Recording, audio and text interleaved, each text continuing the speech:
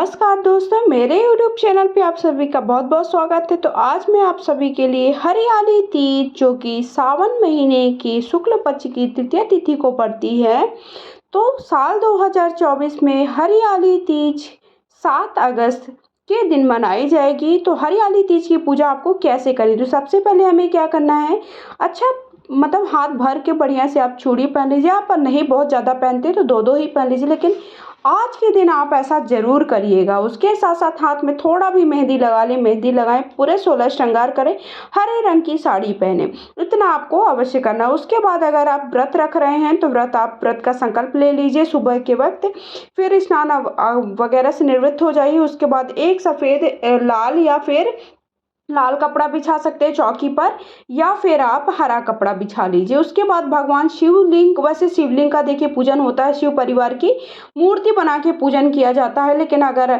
आप मूर्ति के साथ साथ आप चाहें तो इस तरह से शिव परिवार की कोई फोटो तस्वीर, कलश की स्थापना कर लिए, दीप प्रज्वलित कर लिए। सबसे पहले हम उनका जो शिवलिंग है उनका अभिषेक कराएंगे, तो शुद्ध जल से अभिषेक कराएंगे। उसके बाद दूध से अभिषेक कराएंगे। उसके बाद हम गंगा जल से अभिषेक कराएंगे, शहद से अभिषेक कराएंगे, और ये सारी सामग्री से हमें अभिषेक कराना बहुत ही शुभ होता है। माना जाता है कि आज के दिन पूजा करने से भगवान शंकर भोले और माता पार्वती का हर सुहागन स्त्री को आशीर्वाद प्राप्त होता है। सभी से स्नान वगैरह कराने के बाद हम शुद्ध जल से फिर से एक बार स्नान कराने के बाद इस तरह से सभी को वस्त्र के भाव से कलावा समर्पित करेंगे। सभी को अलग अलग वस्त्र स्वरूपी कलावा समर्पित करें।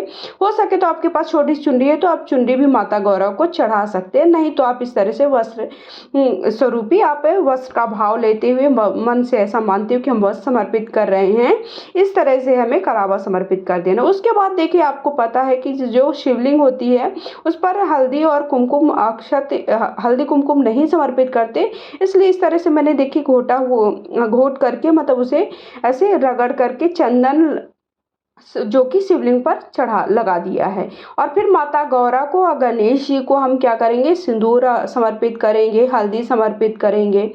सिंदूर थोड़ा ज़्यादा मात्रा में माता गौरा को चढ़ा दीजिए, क्योंकि हम लास्ट में सुहाग भी लेंगे। बिना सुहाग लिए ये पूजा अधूरी मानी जाती है।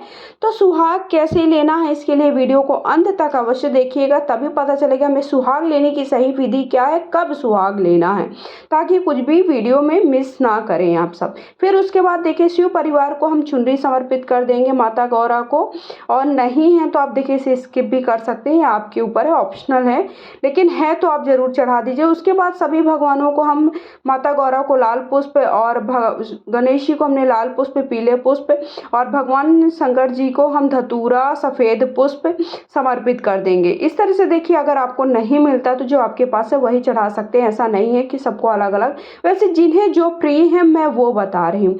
उसके बाद दुर्वा है तो दुर्वा गणेश जी को समर्पित कर दीजिए, कलश की भी पूजा कर दीजिए, और शिव परिवार की पूजा कर दीजिए। उसके बाद जो भी आपके पास यथासंभव भोग है, भोग समर्पित कर दीजिए। उसके बाद हमें सुहाग की सामग्री समर्पित कर देना है। धूप दिखा दीजिए, धूप, दीप, नैवेद्य, ये सारी चीजें भगवान को बहुत ही प्रिय होता है। भोग के स्वरूप में देखिए, मैंने सूखे मेवे चढ़ाए हैं, गुड़ का भोग लगाया, पीले फल का भोग लगाया है। साथ ही साथ आपको जो मिल जाए आप उसका भोग लगा सकते हैं। आप घर पर भी खीर पूरी, हलवा पूरी, या फिर आप मालपुए भी बना सकते हैं। इन सब चीज़ों को भी माता गौरा को भोग समर्पित कर सकते हैं। जो आपके पास हो आप उसका भोग लगा दीजिए, बस जूठा नहीं होना चाहिए, और वो आप चीज सबको ये मतलब स्वच्छता के साथ उसका बनाएं, ये ध्यान रखें। उसके बाद थोड़ा सा हाथ में अक्षत ले लीजिए और पुष्प ले लीजिए। उसके बाद हमें कथा पढ़नी होती है हरियाली तीज की। हरियाली तीज की कथा का वीडियो आपको अलग से मैं शेयर कर दूंगी। इसमें अगर मैं कथा सुनाने लगती तो वीडियो बहुत ही ज़्यादा बड़ा हो जाता, तो आप सब भी वीडियो को फिर इंजॉय नहीं कर पाते, और बहुत ही बड़ा वीडियो कोई भी नहीं देखना चाहता है। उसके बाद आप चाहें तो देखिए 5 से 7 आहुतियाँ हवन की अवश्य दें, क्योंकि हवन करने से माना जाता है कि जो हवन की आहुतियाँ देते हैं वो भगवान के पास सीधे वो पहुँचती हैं। उसके बाद सुहाग की सामग्री चढ़ा दीजिए। सुहाग की सामग्री हरी चूड़ी, हरी बिंदी, महावर है, और उसके साथ साथ सिंदूर है, काजल है, चुनरी है। चाहे तो आप यहाँ पर साड़ी भी समर्पित कर सकते हैं, साड़ी आपको है तो आप हरी साड़ी भी समर्पित कर सकते हैं। मेहंदी, ये चीज़ें अवश्य चढ़ाएँ। फिर उसके बाद हमें आरती कर लेनी है, कपूर से भी आरती कर सकते हैं या फिर आप देखिए अलग से दीपक या धूप से भी आप आरती कर लें। आरती करने के बाद हमें पूजा में जो भी यथासंभव गलतियाँ होती हैं, ऐसा हो ही जाता है कि हमें भूल चूक से कोई ना कोई हम गलती कर देते हैं। भूल चूक की माफ़ी के लिए हमें यथासंभव जो भी आपके पास हो वो आप दक्षिणा समर्पित कर दें। तो इस तरह से हमें पूजा करनी है हरियाली तीज की। पूजा करने के बाद अब हमें सुहाग लेना होता है। जैसे हमने पूरी पूजा कर ली, आरती कर ली, कथा कर ली, सब करने के बाद हमें क्या करना होता है, सुहाग लेना। तो अब सुहाग माता गौरा से कैसे लेना, जो आपने साड़ी पहन रखी है तो आप सिंदूरा अपना ज़रूर रख लें, जो आपकी जिस डिब्बी से, देखिए मेरे इस तरह से चांदी की एक डिब्बी है जिससे मैं सिंदूर जिसमें रखती हूँ, उससे मैं लगाती बहुत कम लगाती नहीं हूँ, उसको केवल रखती हूँ। तो उसमें आप उसको अच्छे से धुल के देखिए फिर से भर सकते हैं नया। भर के इस तरह से अपनी साड़ी के पल्लू से या फिर अगर आपने चुनरी ली है, मतलब चुनरी ओढ़ रखी है, तो चुनरी की पल्लू से इस तरह से 5 बार या 3 बार या 7 बार, देखिए विषम संख्या में माता गौरा को भर भर के सिंदूर पहले आपको समर्पित कर देना, मतलब उनको चढ़ा देना है। उसके बाद अपने मांग में लगा लेना है। कितने बार, जितने बार आपने सिंदूर समर्पित किया उतने बार ही आपको सिंदूर लेना।